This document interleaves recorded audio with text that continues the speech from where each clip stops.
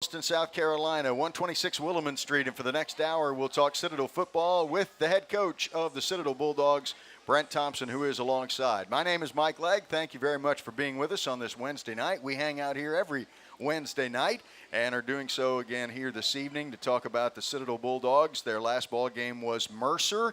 We will recap that. We will also be looking into the weekend's game which is against the Wofford Terriers at home at 6 o'clock on Saturday night. So we have a lot to get to in the next hour of the program, so settle in. We're ready to get this underway. And first of all, Coach, always good to see you. Welcome to the show. Thanks, Mike. Always good to be here, of course. And once again, we've got great wings out here. We've got some cadets out here. It's really nice to see. I do see there might be a half a dozen cadets on the inside there that are taking advantage of the special that they run here at Fiery Ron's Home Team Barbecue downtown. And that is from 6 o'clock until close on Wednesdays when we're having a show. They get wings for 50% off. And that's 6 until close. It's a dine-in only deal, but it is a really good deal. And if you look at this table, for those of you who are watching the video of the show here, that is exactly what Coach orders on a weekly basis. And so we welcome everybody that's here that popped out tonight to watch this particular show, and we are ready to get it underway here. So let's just start with general statements here in the first few minutes of the program here tonight, Coach, and tell me about the recap after the ball game. We're going to walk through some of the things that had to do with Mercer, but some general thoughts out of you after the ball game Saturday night against the Bears. Well, the first thing that we wanted to do was come out and play aggressive football. And we really did start out that way. I thought that the game plan was working out for about the first 3 or 4 minutes of the game. We won the toss. We kick off like we usually like to try to do. We pin them. I think they get one first down. They punt it back to us. And, we're on the move. And we kind of scripted the first couple plays, which I don't really do. I scripted it in my mind a little bit about what kind of start I wanted to get off to. So we run the toss. We run a little bit off the toss. We run the boot off the toss. We hit, I think it was Josh LeBlanc. We hit Josh LeBlanc over the middle. We come back and we throw a little quick screen out there. And just as we're about to cross the 50-yard line, the third or fourth play, all of a sudden it's turnover fest for us. And we take a good momentum of the first 3 or 4 minutes and we turn it into a tough situation for our defense. And we put our defense out there in a pretty tough spot there. They're right around the 50-yard line. They've got the short field. And then, of course, they go down there and score. So, unfortunately, it's very similar. We got behind too early again, and everything that we wanted to do kind of fizzled out right after that. We battled around a little bit, and we certainly did our deal to try to come back and battle back into the game. But overall, I just think we need to kind of get off to a little bit quicker of a start and kind of convert those first downs, even if it's not necessarily points on the board, but we're flipping the field position, which we would have definitely done at that point if we didn't turn it over. Looking at what you do offensively, are you disappointed if it's not 2nd and 6 or less? Or what kind of metrics do you look at with regards to the yards you gain on each individual play? First down, second down, third down? Yeah, after every single play, we always ask, where am I? How many more yards do we need here? Are we in 4-down territory? What is the next big play? I mean, can we afford to use a play here and try to make a big play happen? Or do we really just need to keep the chains moving? And we have those conversations between every single play. And that kind of dictates what play we go to. There's usually a 2-play call in my mind. And from there, we kind of just take out, all right, we want to eliminate this play based upon this. And we want to just kind of go with the best play for that scenario. Going into the game against Mercer, what kind of were you expecting to be able to gain from them? We've talked many times before. This is a particular game that maybe the B-back could shine a little bit. This is a game that perhaps that the A-backs can shine just a little bit. What were you kind of expecting out of them when you came into the ball game? Well, it was going to be probably more of an A-back kind of a game. We've got to do our best to always establish the B-back no matter what. That'll always allow us to get to the ball to the perimeter, and we always talk about getting the ball to the perimeter late, establish the B-back early. So that was that kind of a game. It was a quarterback operator type of game. It was a game that, hey, we just need to be able to read and pitch, and make good decisions with the football. And for the most part, I thought we did that with that aspect of the game plan. Unfortunately, is once we got the ball pitched out there, it was a little bit dicey at times. But we know with our offense is that, hey, we're going to have to make some pitches out there, and we're going to have to draw some people in, and we're going to have to get the ball to the perimeter. And unfortunately, we had some big plays that really just resulted in a couple turnovers.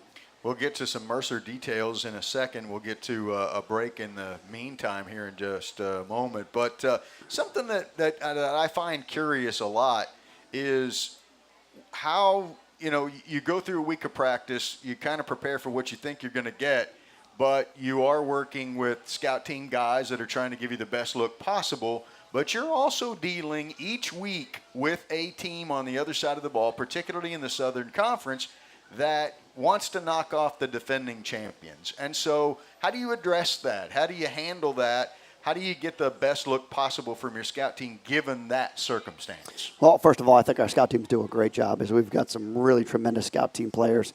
Some of them are redshirt players for us, but a lot of them are really just scout team guys that come out every single day and just love to play football, which I admired a lot of what those guys do every single day. They come out there Tuesday and Wednesday, and they're pretty good practices, and Thursday is a little bit of a lighter practice for them. But it's just tremendous to see young people working out there trying to help do their part for a team. So I think they do a great job. But, yeah, you're right. And we always have a saying within the staff, and, the other staff gets paid too. So they're always going to come up with a new idea. They're always going to come up with a better plan. You've got to have a plan for their plan as well. You've got to see certain things on film that you saw that they may exploit more of, or that they did to you that you need to fix on your end. So we're constantly looking for those things. So if they go to this, we go to this. And it's always a chess match back and forth and back and forth. And something that you may start the day with, you're going to end the day with something completely different on both offense and defense. And I think our defense played extremely well. They played well enough to certainly win the football game the other day. Another question that kind of pops into my mind about that is you kind of alluded to it to a degree. It reminded me of it anyway, how the process of self-evaluating. Are we predictable? Do they see something? I mean, how much of that is involved in game week preparation? Some might think that's kind of an off week kind of a preparation. How much self-evaluation goes on? We do a lot of self-scouting. We've got a whole really group of GAs that handle all that stuff for us. They spit out to us what our tendencies look like, what does our evaluation look like. It's been really nice to be able to kind of look at some of the notes from some of the past games, things that I don't look at. And then we always look at the year before. What did we do a lot the year before? How can we do some similar things, but not necessarily do that particular thing? Or was there something that we liked that we could expand upon more? Those are some things that we always look at in game film. But you're right, it is very difficult. You have to have a fairly large staff to do all that. And then sometimes you get paralysis by analysis. You see too many numbers. You try to make too many adjustments. And your game plan gets too big, and you realize, hey, simple plan is always the better plan. And especially when you're young, and that's kind of where we've gone. Simple plan's been a better plan for us lately. We're going to take our first break of the show here, and when we come back, we'll start diving into the Mercer game a bit to recap it. And before long, we will start looking at this week's opponent, which is the team picked to finish first in the league. The Citadel picked to finish second, and that's the Wofford Terriers, who there were two great football games played between these two last year. Depending upon who won, kind of depending what the other team kind of thought of it. That's kind of how the way it works. And so that's what's on tap for later on in the program here. This is the Brent Thompson Radio Show. It's live tonight from 126 Williman Street. This is Fiery Ron's Home Team Barbecue, and we will return with more in a moment on the radio show on ESPN Radio 94.7 FM and 910 AM. When you're feeling hungry, you don't want to mess around with a quarter-pound meat sandwich. Instead, eat the new half-pound roast beef sandwiches. 8 ounces of thinly sliced, tender roast beef. And if you really want a quarter pound of beef, that's cool. Just eat half of one of these. Arby's, we have the meats. Style. Selection.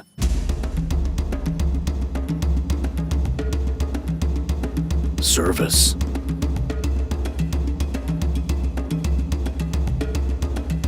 Quality. Value. See what everyone is talking about. Ashley Furniture Home Store.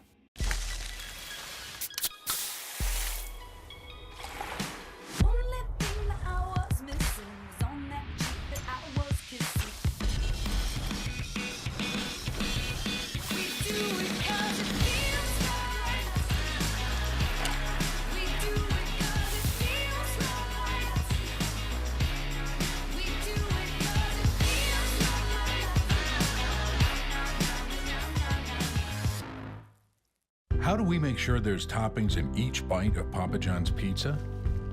We check 80,000 times a year. Now get an extra large 2-topping pizza for just $11. Everyone's doing their part to make your game day better. Dad, grab something good. No junk food, please. Go for the Trumu! It's delicious! That's chocolate.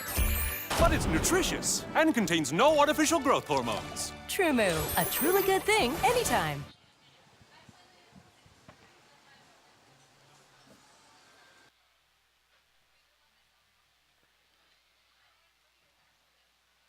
Welcome back to Fiery Ron's Home Team Barbecue, downtown Charleston, 126 Williman Street for the Brent Thompson Radio Show. I am your host, Mike Legg. The head coach is alongside, and we're working our way through a recap of Mercer and a preview of the Wofford Terriers, which is coming up this weekend. So let's get right to it here. A few things about Mercer that we'll walk through. Coach, you kind of talked a little bit about the opening drive that you guys got and the one that led to their first score, a 48-yard field, and they were able to score in 2 minutes and 13 seconds. So a second game in a row where your team found itself for, a variety of reasons. Your team found itself in a little bit of a hole in the early going of a ball game.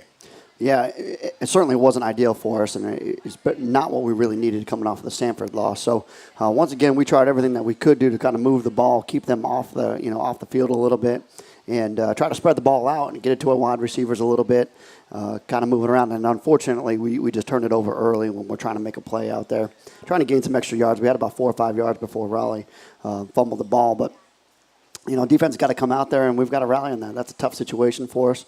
And then being down 7-0, it certainly wasn't anything that we really needed to worry about too much. We should still have had the ability to be able to come back and score. As it turned out, Mercer would score in every quarter, but like Coach is alluding to, you're only down 7-0 at the end of the first quarter. Things are pretty even at that point. Mercer was able to run the ball. Talk to me a little bit about the defensive side of what you guys did, and Mercer, a team that tries to spread you out, obviously. A lot of times they're going to throw more than they are able to run. So how did you feel as a whole as the game wore along about your ability not to run the ball but to stop the run in that game? Well, as the game went on, I thought we got better at stopping the run. Now, what had happened early on was we were getting into the backfield. I thought we were getting off blocks. Once we got off the blocks, we got to make a little bit more tackles. And sometimes we were overrunning a couple of those tackles. We had them lined up.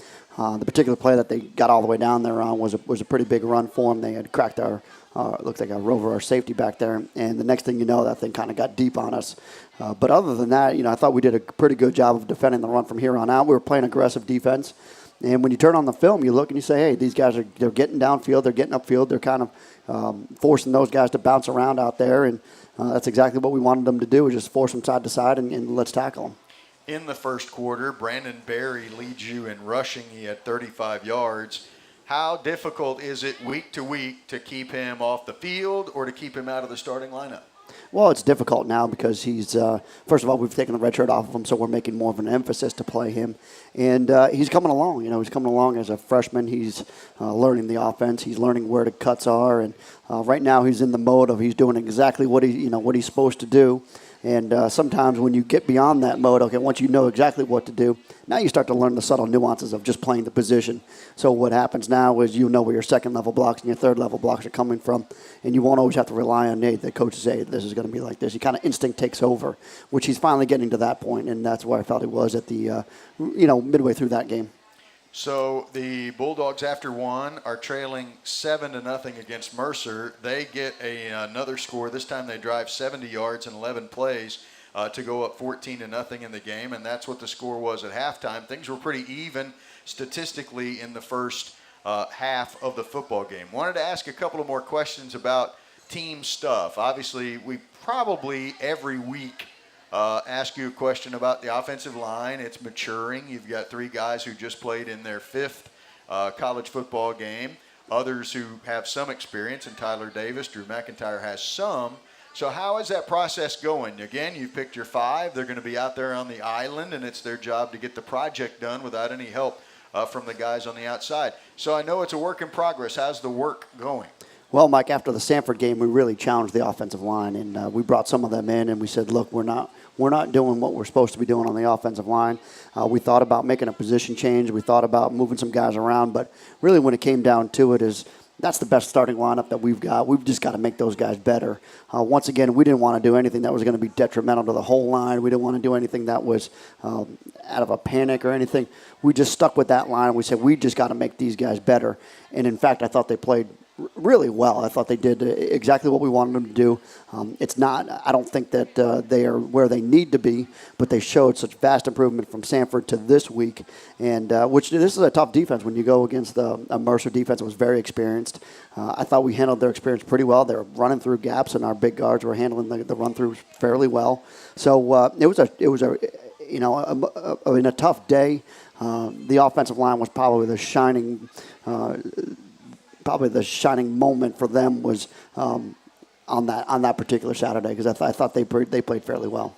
This may seem like kind of an odd question to ask when it comes to an offensive line, but when you don't have a wealth of experience to rely on, I would imagine that if they're, let's just say your center, who is a junior, is a senior and everybody is younger, isn't it, I would assume it's better leadership-wise if the leadership comes from someone on that line, someone who's doing the exact same job as those other four guys are doing. But obviously you're leaning on Dominique Allen and other older guys on the team to provide the leadership. So how does a quarterback, for example, provide leadership to guys on that offensive line? He's running behind him. He's not doing that particular job. Yeah, well, it does start with Tyler Davis first. The thing that you got to remember about Tyler is he played a lot of that right guard spot. He's played a little bit of the left guard spot, so he knows exactly what goes on either side of him on any given play. And the same thing is you'll ask Dominique what every offensive lineman is supposed to do on any particular play, and he's probably about 99 to 98% correct on all of it. So if there's ever a situation, he will actually tell that offensive line what the call needs to be there.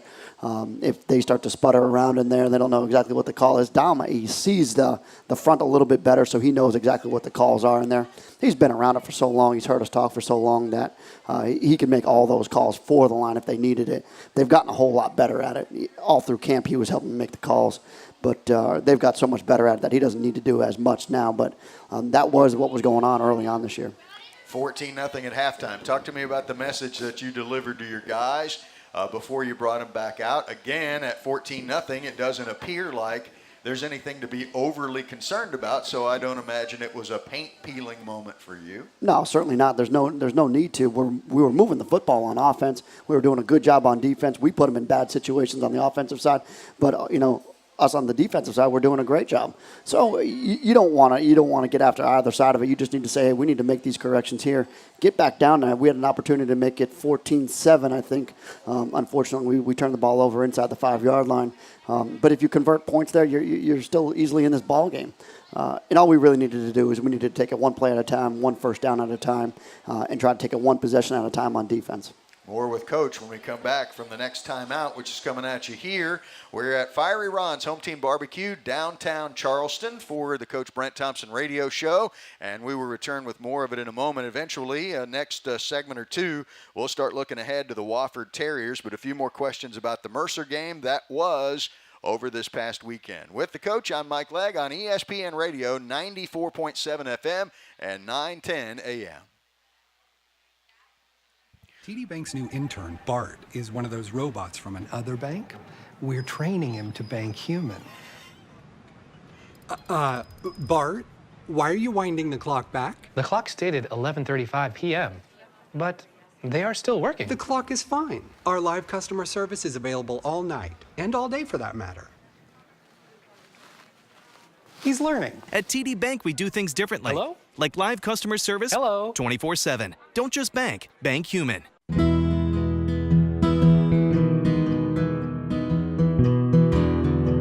Since 2002, the lottery has helped award more than 1 million scholarships.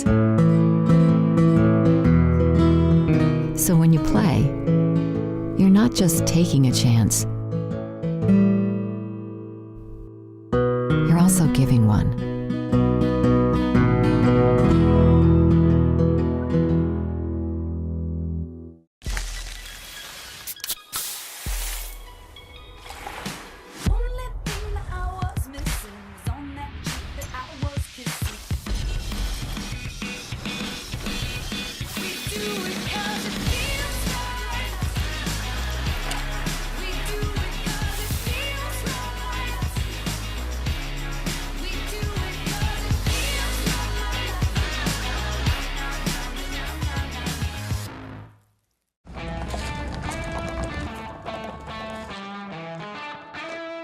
The great thing about an old truck is you can treat it like an old truck, which is exactly why you got a truck in the first place. It's not old, it's broken in.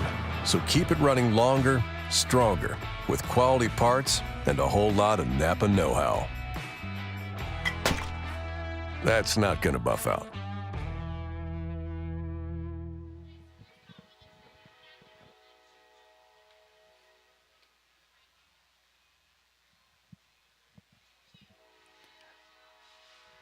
Welcome back to the downtown location of Fiery Ron's Home Team Barbecue, 126 Williman Street. Coach Brent Thompson radio show. We're here every Wednesday night between 7 and 8.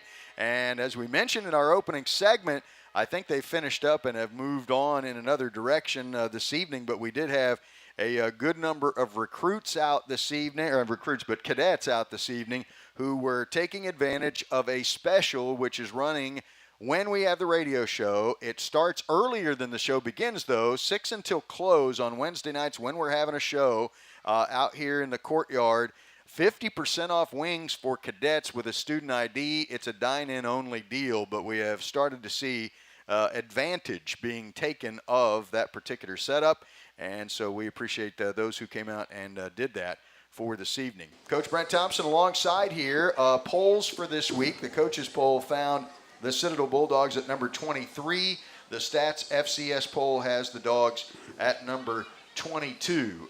Before we get to Mercer here, or to recap a little bit more about Mercer here, a few questions about the game itself.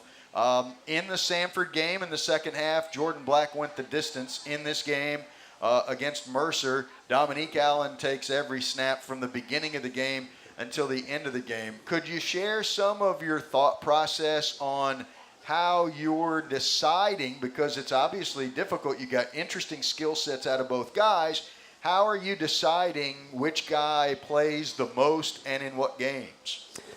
Yeah, Mike, I mean, that's a question that I've gotten, and I've gotten it pretty much all week. And really, when it came down to it, as I reflected, there's a lot of freshmen playing out there. The ball was a little bit all over the place at some times. Having a senior out there kind of settled things down. He wasn't necessarily the one that was fumbling it all around out there. So he was really operating out there, and he was operating with a calm, cool head out there, and he was really just distributing the ball. So I thought he was still the best choice.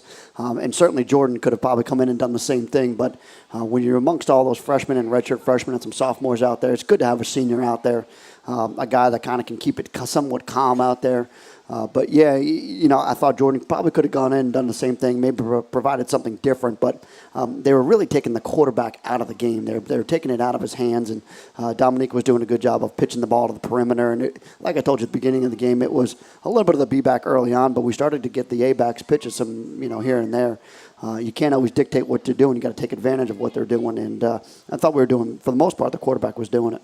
Based on what you've seen so far this week about your opponent, and you know a lot about Wofford, you knew a lot about Wofford before you ever came to the Citadel, do you expect, I guess I would ask from that perspective, based on how you just answered, what are you kind of expecting this week from the quarterback position? Is it going to be one of those where you're going to need the guy with the experience in there? Will it maybe favor Black a little bit more? I know it's the age-old question. Yeah, you'll definitely see both of them in there. I think for sure this week it's kind of one of those games where I think either one of them, we're going to see how this thing plays out. Is it going to be a quarterback game? Is it going to be a kind of distribute the kind of ball kind of game? But do we need to throw it a little bit more? But either one of them can certainly go in there and operate, and they provide two different things there. So I'm getting more and more comfortable with, of course, having Jordan in there and putting him in there a little bit more. So you'll definitely see him for a few snaps in there, maybe a few series in there, and we'll probably see how it goes. Depth chart changes much this week going into Wofford? Not a whole lot. The offensive line is intact. The wide receivers are intact, and the A-backs, we're always going to play multiple A-backs in there. B-back situation, Brandon's going to probably be the starter, Brandon Rainey, and then, you still got the two or three other guys, and really they're all doing well. Lorenzo Ward, he's doing fine. He may be, he's going to have some snaps in there, and Brandon Barry will have the rest of the snaps after that. So Wofford is the opponent coming up this weekend. We'll talk a little bit more about those guys coming up in a little bit from right now. I will ask you a Wofford question right off the bat here, and I don't know if you deal in this type of language with your guys, if you just focus on game to game to game, but some look at it and say, oh, this is a game you got to win. Do you feel like, or do you address with your guys when you feel like a game, maybe with conference championship implications, is a must-win football game? No, they're all must-win for us at this point. But, we do attack them one at a time. However, this is an opportunity for us to get back onto the map. That's what I keep on telling our guys is, hey, this puts you back where you want to be. It puts you back in the race. If you can get this one right here is, hey, now you've got a chance to reestablish yourselves. And that's really what we're talking about. Nothing else. Is nothing that Wofford's doing. It's nothing that we're doing differently. We're just saying, hey, we've got to go out there and just give it our best. And if we go out there and give it our best, I think we've got a pretty good chance. But it's certainly going to be a difficult task because they're very good. I kind of judge by some of the things that you're talking about, mistakes that were made in the game against Mercer, like they were, and you told me they were in the Sanford game. Everything's a correctable situation for you right now. Yeah, it's not an effort situation. It's not a talent situation. We're plenty talented enough, but yet we are still inexperienced on one side of the ball. The defense is certainly doing a good job being able to handle it, and they rebounded very well from the Sanford game. Offense did to some extent. Unfortunately, what ends up happening is they start to press and they start to make mistakes when they do that, and it's just fundamental errors. We drop the ball, we throw an interception, we turn it over. Certain things that we cannot do, and up until that point, we were +5 in the turnover category, and we're somewhere probably around +1 or +2 at this point. At halftime of the Mercer game, it was 14-0 in favor of the Bears. Third quarter saw them score a touchdown. They had a 21-0 lead after the third quarter. I won't go into a lot of the details of the third and fourth quarter here, Coach, but some thoughts about that. Obviously, they're inching forward as opposed to everything kind of being thrown at you at once where Sanford was concerned. So a little bit of different way this game turned out. Yeah, and that's typical Mercer. He's going to ball control you. He's going to try not to make mistakes, and he's going to try to force you to make mistakes. And he had an experienced defense out there, and that's what he was doing. He was not making any mistakes with his young quarterback, and I know they had a couple of exchange turnovers and that stuff, but he was going to try to limit those things, and unfortunately that it all really came down to the turnover battle, and once again we lost the time of possession, which is not something that we usually do. Did you have, and I noticed maybe one or two guys, they had more guys appear to be injured and down on the field during the game. Did you come away from that game with anything substantial from an injury perspective? Not really. We've got, I don't think anything that's going to keep anybody out.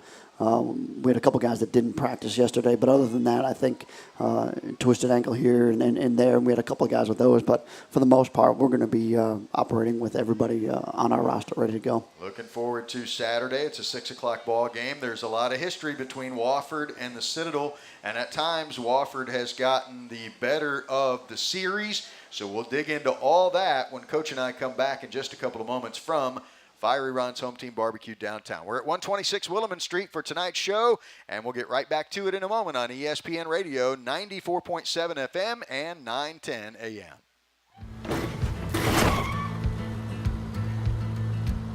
Sorry, Dad. Sure, you could get him a new car.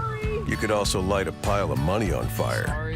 Because as long as Mr. It wasn't my fault takes the wheel on occasion, maintaining this car is your best option. So keep it running longer, stronger, with quality parts and a whole lot of Napa know-how. Dad, where are you going? Buying a home is a big financial decision, so you need a strong team working on your mortgage. That team is at South Atlantic Bank. Decisions are made right here in our community by mortgage professionals who really know the Low Country. South Atlantic Bank offers competitive rates and terms on loans for home purchase or refinance. If you need a mortgage loan, you need the mortgage loan professionals at South Atlantic Bank. South Atlantic Bank Mortgage Group, providing the keys to home ownership.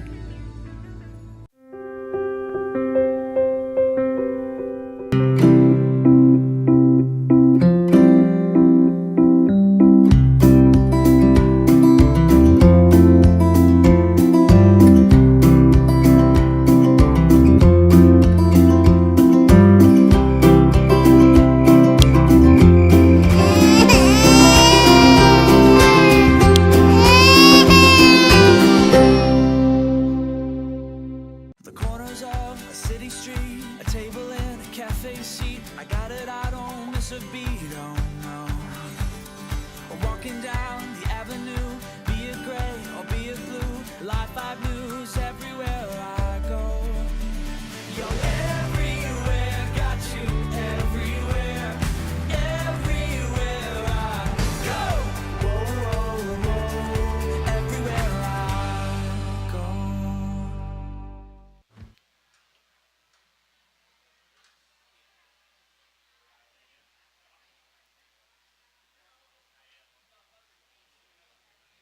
Halfway home on the Coach Brent Thompson radio show from Fiery Ron's Home Team Barbecue downtown, 126 Williman Street. I'm your host, Mike Legg, and 30 minutes to go with the coach, and we'll turn our attention to a degree to the opponent that the Bulldogs have coming up this weekend, again at home, and they will take on the Wofford Terriers, the team coming into the season that was picked in the preseason polls to win the league, despite the Bulldogs having won or shared the conference championship for 2 consecutive years. I think I asked you this earlier in the season, Coach, but going into the year, did you feel like that Wofford should be the team to beat in the league going in? Without a doubt. I voted for them. There's no doubt about it. If you look at their 2 deep right here, they're pretty really experienced on defense.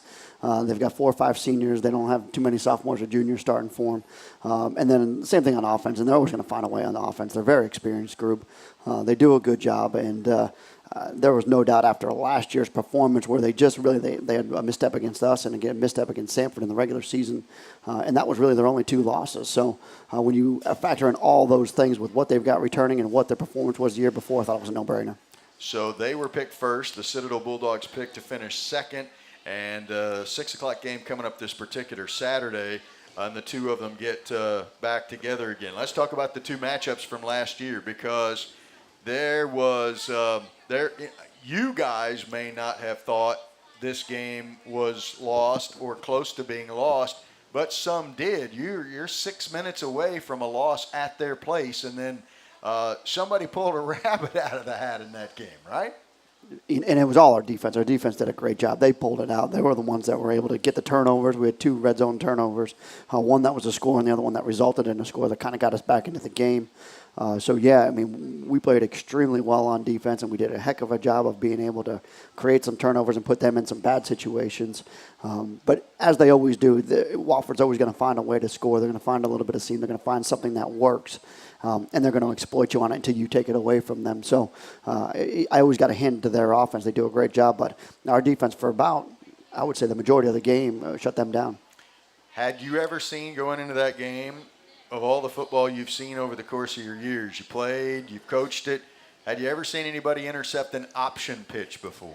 No, I hadn't, but since then we absolutely saw the one at South Carolina State just about 3 or 4 weeks ago.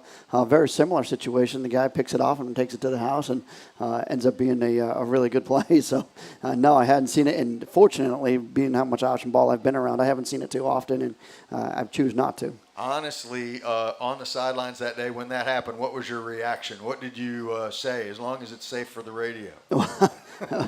Somebody was looking out for us. There's no doubt about it. That just doesn't happen every single day. And he made a spectacular catch, play, tip, all of it put together in one spot. So then it wasn't over at that point in that game, but you needed to they're driving down, and it looked like they might have a shot at a field goal there. Now, it was a distant field goal, which I'm sure helped because you guys blocked it. I think it was Jonathan King. Jonathan King, right? Yeah, he took it right off the dome and did a good job of just getting penetration. It was forced a little bit of a low kick. But, yeah, it bounced right off of his helmet, and just a little bit of penetration and a little bit of a longer field goal, and you can get those things. Now, you go to OT at that point, and your team gets the football first. You end up getting a score. You end up getting a field goal, and then they get a pretty decent run on first down, if I remember right, which maybe the guy, I think somebody got him around the foot and brought him down. Second play, if I remember all of this correctly, is when a great big pile of players and a ball just kind of squirts out of there. Yeah, it's one of those nightmare plays is that you just keep on telling the guy, go down, go down, go down, because the longer you hang in that pile right there, the more people have to grab and rip at that ball. And so if you're on the offensive side, you're saying, golly, get down, blow the whistle, do something here. Next thing you know, we see the ball spits out, and then we, of course, land on it and end of the ball game. So, yeah, we were very fortunate that day, but we certainly did make our own luck with playing pretty good defense. Then the next time you would see them would come in the second round of the playoffs. Your team had a bye after a 10-1 regular season, the only loss being to North Carolina. I'm sure you expected Wofford to come in there feeling like they needed to prove something to you guys based on the way you won the ball game at their place. Yeah, they came in there and played with edge, and I told my players that just today. I said, they came in here and played with edge. We need to have that same edge playing this time, just like they had that day. And really, to be honest with you, I thought they came out and they played extremely hard. That was a well-played football game on both sides. It was physical. It was 3-0 for the longest time, and we had a couple of opportunities to put field goals away, and we had a couple of opportunities to put the ball in the end zone. Once again, we had the ball all the way down to the 1-yard line and jumped off sides, and that kind of forced us back, and I don't think we converted on the field goal there. So once again, it was a red zone struggle, and when we struggle in the red zone, we don't do well as a whole team, and especially with this offense. When we're playing well in the red zone, we're usually winning the games. Earlier, and just a few minutes ago, you said something about this, about talking to your guys about it, that we need to play with an edge here. Sometimes, obviously, when new players shuffle in, and this is not new stuff, you get players who shuffle in all the time. Where do they learn more about rivalries from? You, their teammates, the fans? Who tells them that we're not too fond of Wofford, we're not too fond of Furman? Where do the guys get most of that information to get up to speed on rivalries?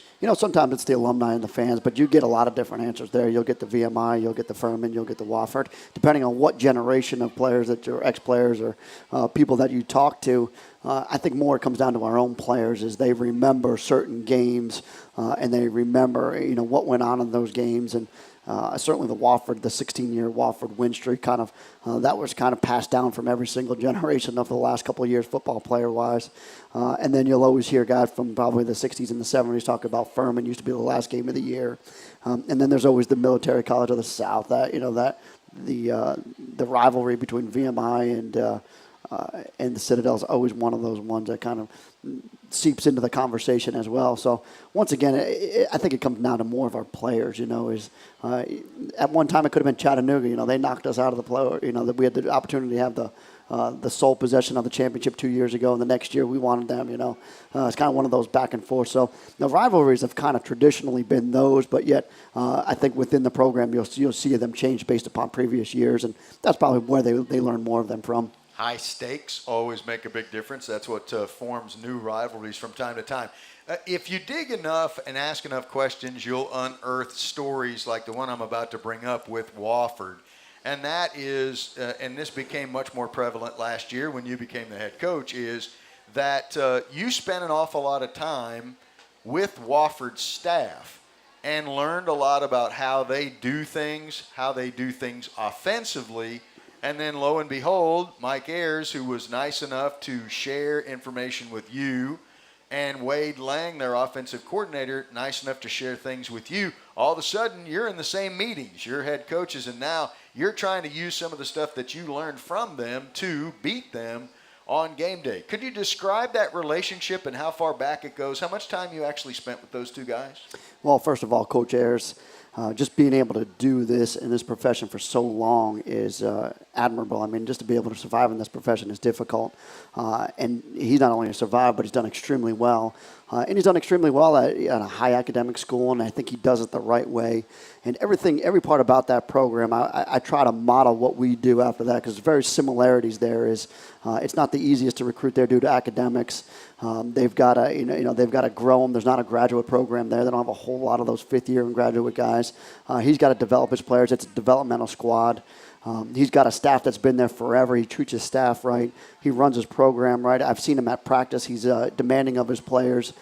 Everything that, for me, there's like 2 or 3 coaches that I would love to be like. One of them is Coach Niemot up at Navy.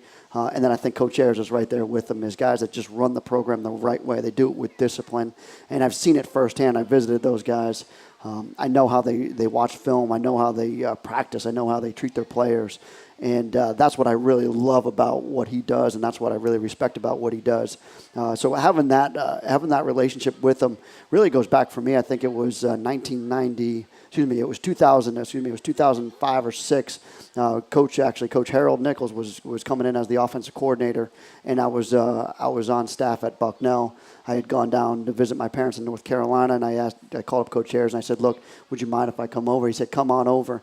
Coach Lang took me out to dinner. We went out and had Mexican food, and we talked all about the offense. I was able to watch their film, and anything that I wanted, it was open for me in the video-wise. So I just felt that it was one of the best places I'd ever been for a visit professionally.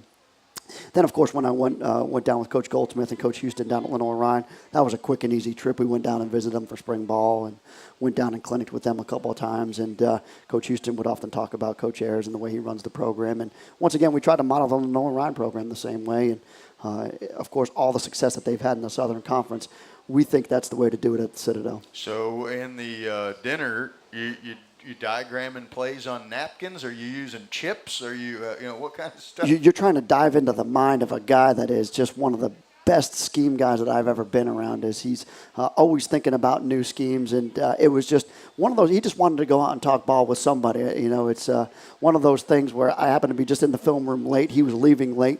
Came up to me and was like, "Yeah, you like Mexican food?" I was like, "Oh man, I love Mexican food." We didn't have it up north where I was at too many places around. He's like, "I got this great place." He took me out and we just started talking. And we just started talking option ball at the time. And it was one of those moments that I'll never forget. Coach Ayers is quite a few years. Coach Lang's a few years older than me, but he's got such a wealth of knowledge. It's awesome. So if you look at a film about them offensively and your team offensively, other than the fact that they operate the triple option out of the shotgun, how similar and or how different are you? Our similarity is that we try to do the same things. We try to get angles. We try to get numbers. We try to get you in space. And that's a lot of offenses do that. What we do differently is a little bit of our fundamentals are different.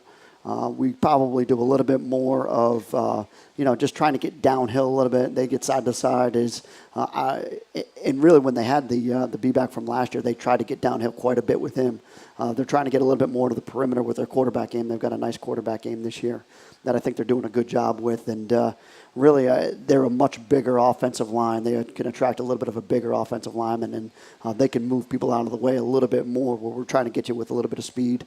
We're developing our offensive line to be a little bit bigger, to move some bodies out of the way because of teams like Wofford that have the bigger defensive lines. But that's a little bit of a work in progress for us. I'm glad you brought that up because you did have, in the offseason, and particularly the loss to them in the playoffs, didn't that, if I remember correctly, kind of let you realize that, we got pushed around a little bit up front, maybe we need to be a little bit bigger?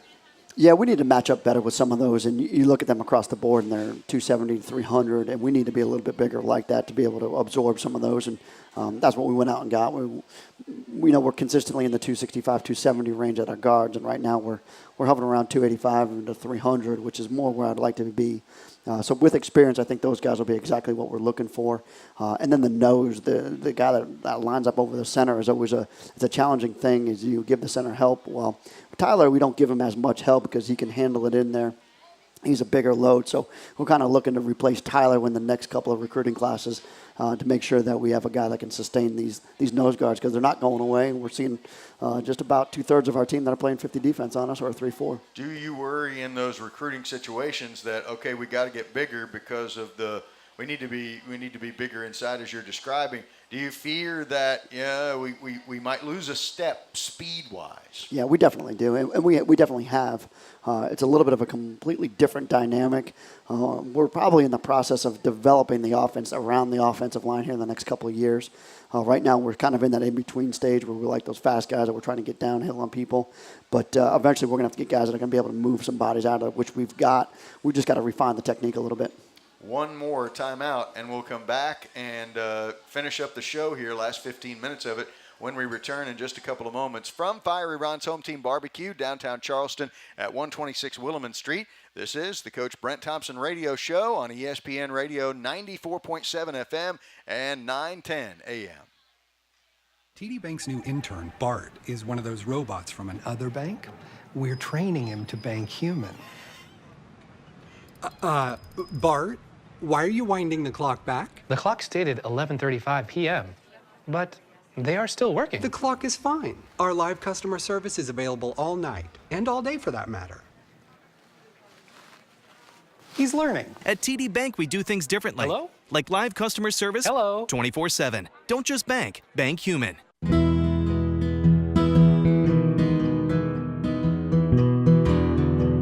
Since 2002, the lottery has helped award more than 1 million scholarships. So when you play, you're not just taking a chance.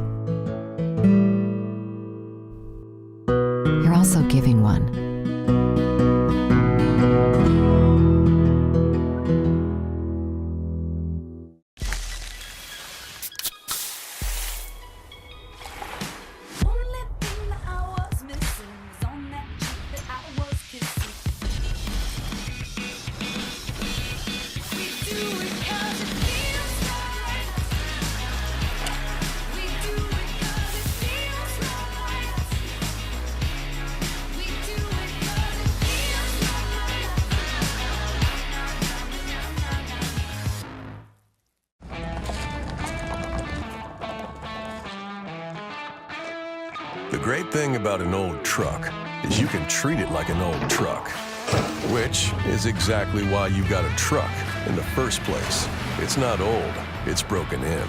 So keep it running longer, stronger, with quality parts and a whole lot of Napa know-how.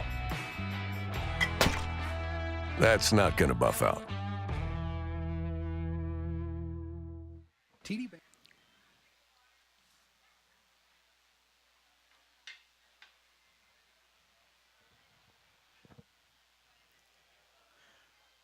One more segment from Fiery Ron's Home Team Barbecue downtown Charleston, 126 Willamette Street. This is the Brent Thompson Radio Show, ESPN Radio 94.7 FM and 910 AM. I'm your host, Mike Legg. We've got a little bit of time left in the show for questions for Coach, and we will finish it up here in just a few minutes. And the big game this weekend, of course, is Wofford.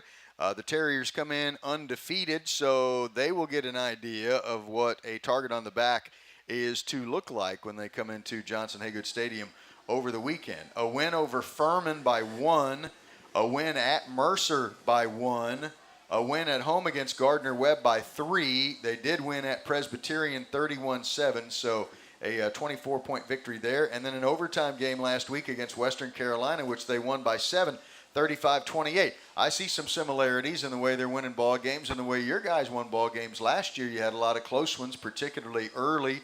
Of those 5 wins, 2 of them by 1 point, 3 of them by 3 or less. Well, Mike, it goes to show you that they know how to win, obviously, and that goes back to last year, and they probably turned the corner somewhere around the end of our game last year where they kind of hit that hot streak and they make it all the way to the playoffs, and they get a couple good wins in the playoffs, and they're that close to the national championship game. That probably brings them back, and brings them back pretty hungry with a good roster returning. You look at the defense, and their whole starting front is back. All but I think they got the one linebacker that's gone. And then on the offensive side, I think the center's the only one, and I think that's due to injury right now, is that's a redshirt freshman at this point. So other than that, it's an experienced crew. It's probably one they've been kind of developing and bringing along, and they're running into that cycle right now. There's a lot of Chattanooga went through that cycle. We went through that cycle a little bit. Wofford's making that cycle. And soon enough it'll be the next one will come up. Which is what's great about the Southern Conference. You got all these teams that are on the rise, and they're cycling through, and there's a good chance that anybody can win the championship any different year. They have 3 guys who have rushed for over 345 each, all pretty similar. Andre Stoddard, 382. Blake Morgan, 348. Lennox McAfee, 345 yards. So that's 3 guys with more than 44 carries apiece. Stoddard with 62. It's obvious they run a lot, but they have 3 guys who obviously can run it quite well. Yeah, the Stoddard fullback is great, and he's a nice player. Certainly gets downhill on you and can split a seam pretty well. The McAfee kid does a good job, too, as he can get to the perimeter. Does a good job. They use him in a lot of different situations. And then you've got to defend the whole field because you got the quarterback, and both quarterbacks can run it. And the young quarterback is extremely explosive like we saw last year against us. So you will encounter something that you have thrown at other teams, and that is a 2-quarterback setup. The Goodson kid who was in the game at the end last year, completing 55% of his passes. The other guy, Newman, has not thrown the ball all that much at all. So how much do you see one versus the other? Is it circumstantial when these guys change out? It probably is. Sometimes it's a little bit of a curveball. There's not a whole lot of, I don't think there's a complete method to it. Other than, hey, this we want to run this set of plays. This may be better for this particular guy. We want to get him out of the box a little bit. We want to spread it around. We want to try to throw it a little bit, put Brandon in there. We want to settle the team down, put Goodson in there. One of those things, we need an explosive play, put the other young man in there. All different situations, and they're in a very similar situation to us as they're fortunate enough to have 2 good quarterbacks. Have you seen, and if so, which ones, games that have really surprised you? Okay, this team got this team. This team maybe is not doing quite as well. From a league perspective, what have been some of your observations about league play? Well, watching Furman and watching Western this week, I had a chance to watch both of them against Wofford. Two very good football teams, and the Furman offense it's similar. We've got some similar characteristics to both of our offenses, Wofford and the Citadel. It's interesting. I like what they're doing on offense. They're getting downhill. They're playing pretty physical. They're doing a good job. You can tell what they're trying to do. Western, they get you in space, and they've got the running back that does a great job. So I was really impressed with those two teams. The first time I'd seen them and really watched them in the last 2 or 3 weeks. Those are the two teams that I think that are really pretty good. Obviously, you're busy, very busy, based on some of the things we've talked about. I don't know how you work it all in the course of a week, but you may have some thoughts from some things that you've heard so far. But Chattanooga is a 1-5 football team. They've lost several games, 1-2 in league play so far. That's been one of the bigger stories of the league so far this year, to me anyway, is their head coach Russ Huseman leaves. What happened, I guess, is a decent question. What happened to Chattanooga? Where are they struggling right now? Well, it appears that they're struggling a little bit on offense. Like I said, I haven't seen them on offense or defense. But what I can understand and what I've seen is the quarterback fluctuation right there. I believe Benefield came back last week. I don't know if he played the full game last week. I didn't hear the whole story there.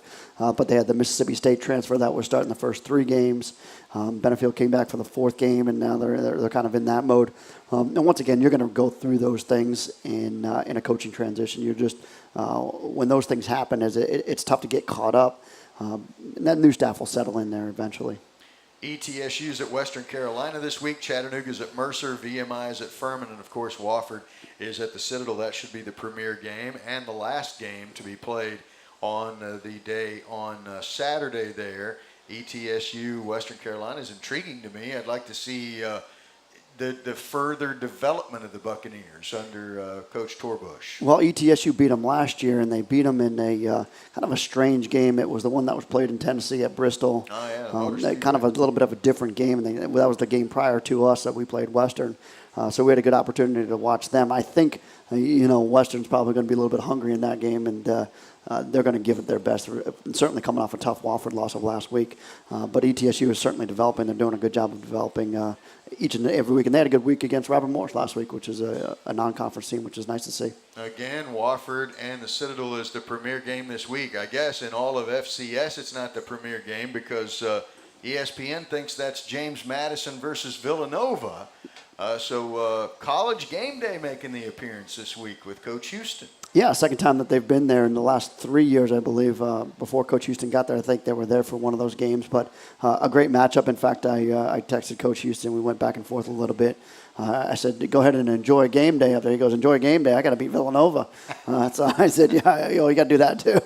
But it's not every day that you get game day up there, especially at an FCS school. But I know those guys will be prepared up there, and he'll do a good job. We had him on the radio show earlier today and offered him some sign advice. Not that he's making the signs or anything like that, but everybody comes up with these ridiculous signs for College Game Day. So we came up with Houston, Villanova has a problem. I like it. How about that? I like it. We'll see if it comes out. Somebody can use it. And now you'll know where that particular one came from. So do you guys get a chance to do much texting? I mean, you spend some long hours on buses from time to time. Is that when stuff like that tends to happen? It's interesting. We go like right around somewhere around Tuesdays. Out of like a random hour on Tuesday, we'll have an opportunity to text one another. It's never before then. It's always right around Tuesday, though. And I know his routine, and he knows my routine. So we're probably in the same thing, is that we're so loaded down on Sunday, or we're so angry about Sunday, that he doesn't want to text me after the last 2 weeks. That he lets me get a couple of days to get over it. And then, he's in such game plan preparation mode on Monday. And I know he spends a lot on the defensive side over there. And then Tuesday, things probably settle down for him. He probably doesn't have as much media to do.